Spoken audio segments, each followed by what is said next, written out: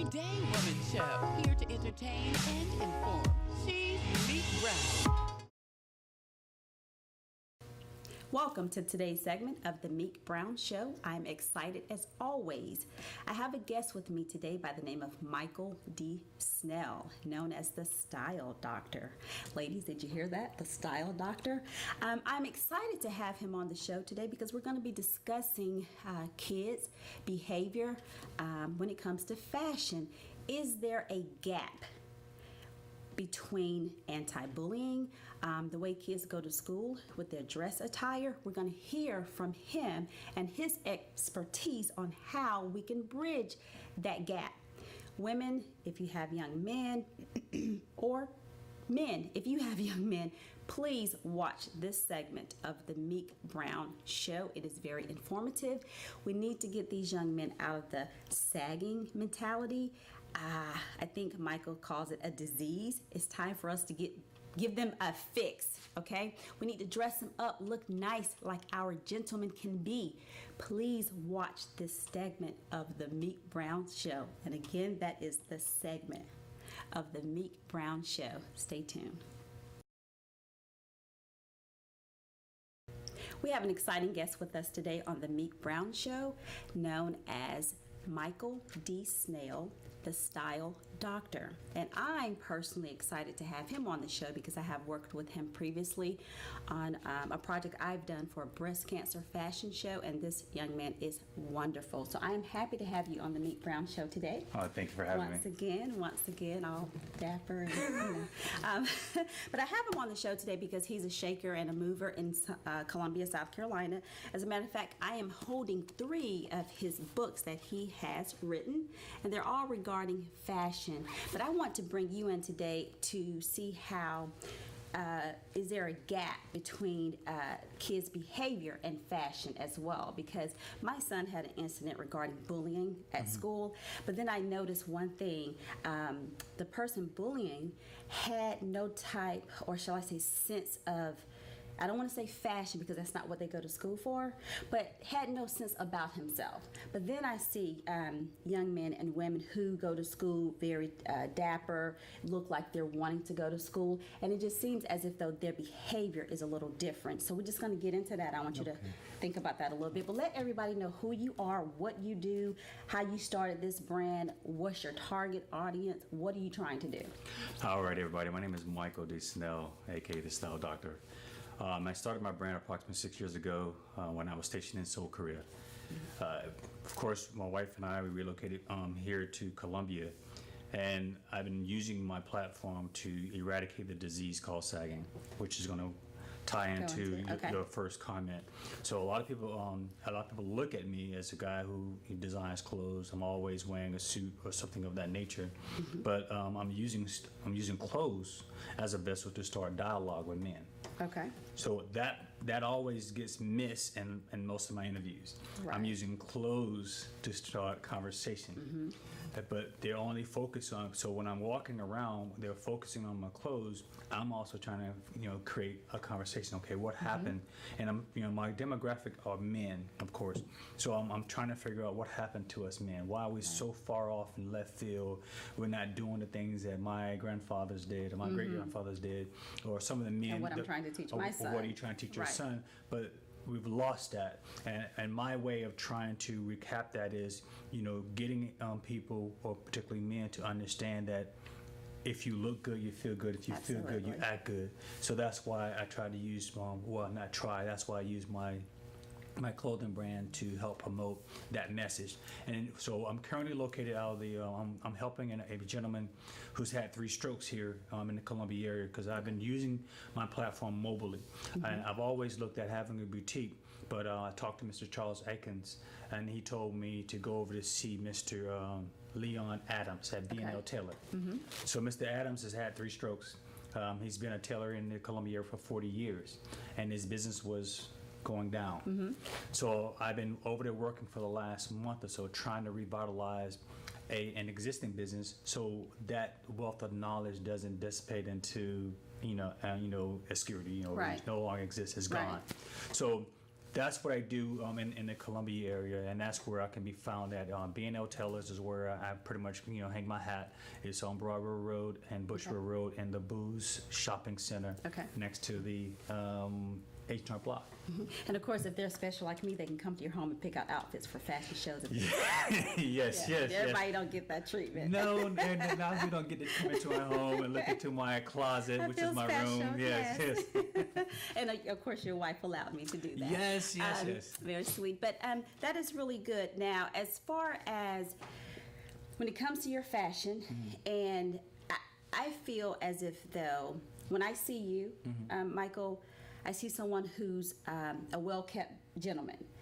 That doesn't mean you have to wear a business suit every day. That is not what we're saying. No. But we're trying to get the message out to our young men and young women that the sagging. Yes. Why are we still in that phase? That was never, if a guy tried to holler at me, or that was never appealing to me. So does that have to do with my mentality, or just the fact that that was just a fad? And is it a fad? What do you call it? Because we're still seeing it every day. And although we see it more often in the African American, I see it in other races as well. So how can we get our sons to pull them up? What do you need to do to go out in this community to say to them, what do we need to do? What can I do more? Now, my son does not do that because he wouldn't be able to live in my home. Do we need more stricter parents watching what they're doing? What is the answer? What can we do? I think, first of all, it comes from self-pride. If individuals are not prideful enough to walk out at home and respect their family, we're fighting a losing battle. So one day when we can instill into the younger generation and some of the older gentlemen that are still doing it too. So it's not just specifically to young kids, teenagers. Yeah, It's also grown men. Right. Grown men doing the same thing. It is now a form of laziness, in my opinion. And yes, I wear a suit, but my suit is my armor. Right. And that's where a lot of people get mixed up. They say, well, why do you always wear a suit? I say, I wear a suit to McDonald's to pick up a Big Mac. That's just what I do. Right. But I'm not And saying... that's also your brand. That's also Right. my brand. But I'm not saying in order for you to be a respected man, you have to wear a suit. But I try to teach them the value of a suit and how important a suit could make you feel Correct. in the right environment. Right. So one of the things you said earlier was, as a female, for men, I'm only talking about heterosexual men now. So for a heterosexual male, we're going to do what a female allows us to do. So if you tell if females across the board say we no longer want to date men with sagging pants, guess what would happen? They'll be gone just like Okay, stop. We no longer want to date men with sagging pants. From the Meek Brown Show. You think that'll help? I think We're going to that'll play help. the segment over and I over think that and would over. help. I think, Okay. and I don't want to toss the burden back onto the my queens, because you guys have been carrying a load for a long time now, for decades for us. But it's one of the things that I always value, that if a woman has a standard or sets a standard of what she would accept, usually the man will conform to that standard. Ladies, are you listening? Say that again, Michael. And so if a woman has a set standard, usually the man will conform to that standard. Correct. But what's happening now, the society has become a place where it's just everything's just happy-go-lucky. Right. There are no standards, conditions, or tasks that we have to accomplish now. Everybody's just thrown into one pot, Right. and whatever whatever meal you get out of that pot is what you get out of it. So identifying the roles within a relationship is imperative to the success of the relationship when it comes to the empowering of the women, which that shows that they're talking about that now, the women empowerment, which is great. But there are also roles in there that the men have to pick up when it comes to dealing with a woman of power. Right. Now, I feel a lot of men get intimidated with Meek Browns. I feel, okay. Yeah, I feel a lot of men, but because they see you as successful, so what they will do, they'll revert back to that comfort zone of, okay, well, I don't want a Meek Brown, I'll get a Shanae or Shaquita or whatever. That's fine if that's what you want, but Right. always be willing to step up to the table to meet that challenge. if you want to push beyond that self-inflicted boundary you have. Well, that's a good point. What about the Meek Browns that you mentioned? What if some of the Meek Browns get so, I don't know, they get the intimidation quote from men, shall I say, and then what if they hear that so much, they tend to revert back? Is that settling? Is that selling for a man who you think you like to have someone who's nicely dressed? And I'm not saying we go out to a football game, you can't put on jeans and a t-shirt. Yes. Of course we want you to do that, but do we tend to revert back, or do you think we revert back to what we prefer not to have because of the slim pickings? Like, do we want someone to wear the sag and we think, oh man, that's not my style, but he's a cool guy? Do you think it's a mentality thing? Because again, like you said, sometime when we have certain demands, some men will conform if they think that's the woman for them. Snell, we're going to get into your book. Yes. Okay, so I have 3 books of Snell, and we won't go into each one of them, but Understood. I want to know, tell me about them. Which one got you started? What was the idea behind it? Which one is most effective? What would you do differently versus and one that you didn't do in the other? Tell us a little bit about each one of them shortly, please. Well, thank you for. And if you let the audience see the cover. This is my wife and I joke about this. This is our 3rd child. Okay. So this is the first book I created. Okay. What it is, and I chose a title. There's a couple titles out there that's similar to this title, but I found that title paramount because a lot of men don't understand the power of dress your way to The success. image. So you only get one time to make a first impression. That's correct. And a lot of times, when I'm meeting people, the first thing they'll notice is what I'm wearing. Now, men do it too. Well, we do it. When men do it to other men. And we do too. And women do, but women are more forthcoming with their opinions than a man. Yes, they Usually, a man would say, "Okay, that's a nice suit you have on." We'll kind of keep going, but we're thinking that, oh man, I wish I could put that together. But so that book was the first book, and I think that book would be the first book that people should purchase for building a wardrobe Okay. that have no clue what they're doing. Would this be good for young men, such Yes. as my 12-year-old son, exactly. try to get into fashion? Yes, that would be an excellent tool for a young man or for a college graduate or somebody who's going to graduate from college. I'm trying to get these books into universities, so as young men graduate, they have the ability to have. You dress like you dress in college, but you understand that you can't transition from college to saying, well, you dress Right. into corporate America if Correct. you're going into that field. So, in the second book I created was The Power of Your Look. Okay. All of my books, have similar topics in there, but I go into more details about how you should match things up.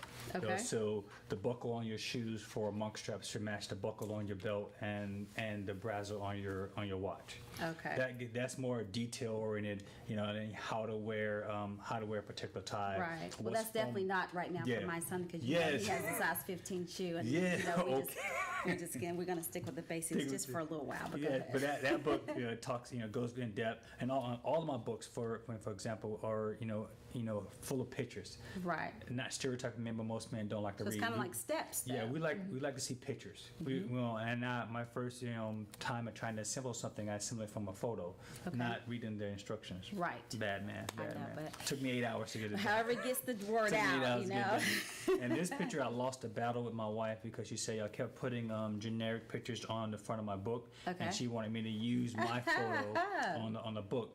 But Nice. that was the last book that I created, and that book is titled The Importance of Your Look. Okay. So everything is based around look, dress, style, or you say fashion.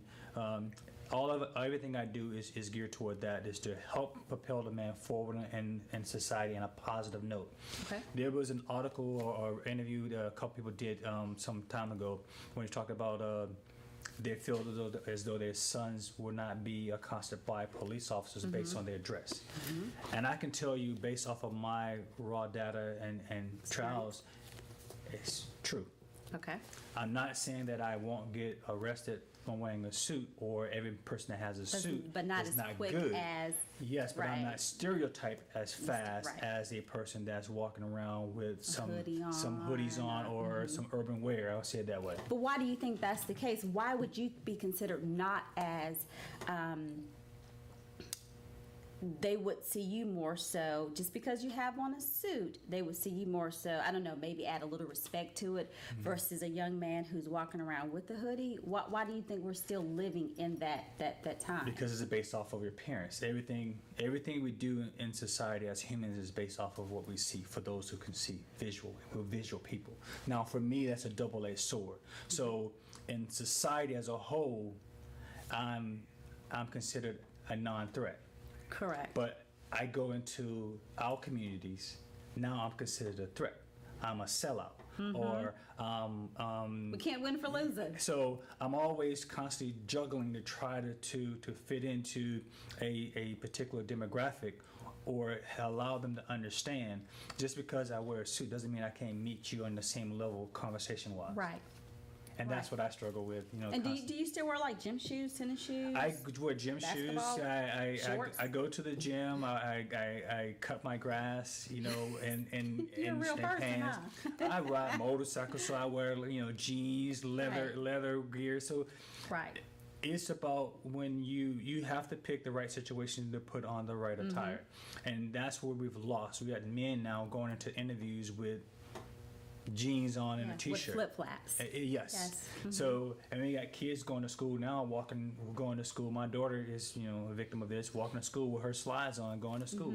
And I tell her, I said, what happens if a dog chases you? How are you going to get Right. away? Right. You're running barefoot And now. my son tries that, but Yeah. no, we that's a no. And he actually looks at me like, well, my friend does it. Well, I'm not your friend's mom, Yes. so we're not going to do that in this house. I appreciate that. And the reason why I do that, you have to understand my son, he's very tall and down, 6'4", size 15 shoe. So, like his father told him, he's already has like a stereotype Yes. against him, big and of a darker complexion. Thank you. I was waiting for that.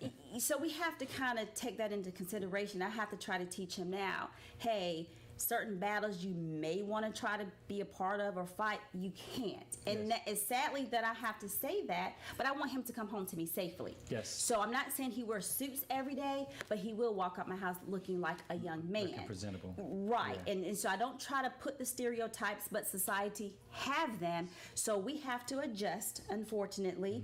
And I have to tell him, you represent your father and I, and so, especially Meek Brown, I need you to show some type of representation as if though you're coming from someone who care.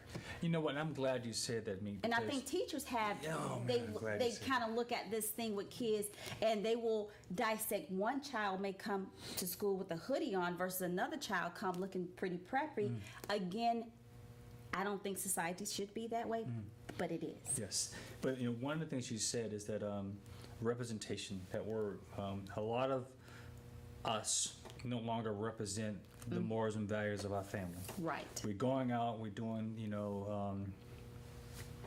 ungodly things. Right. And the words coming out of some of these kids and young men's mouth in general conversation are just appalling. Yeah, So no idea. as long as parents like you and parents like myself, Correct. we are instilling, good morals and values in our kids, and let them know when they exit our house, they're a representation of a family. They're representing a clan, Right. larger than you. So this me bubble that most of this generation is in, that has to change, because it has to be bigger than just me. We Right. have to understand that everything that you do is a reflection on me, and everything Correct. that I do is a reflection on you. So I challenge my daughters constantly. I say, if I walk out the house with a wife beater on, Same concept. walk out a wife With the beater on, slippers. so what am I doing? What am I doing, or what am I gaining from this that you're not doing? Right. So that's how I challenge, I like that. So, Michael, do you do any mentoring with young kids? Can first of all, let them know how they can get in touch with you, but can parents reach out to you to say, hey, can my son, I don't know, get some vibes from you, lessons from you, some etiquette from you? Well, that's my field right there. No.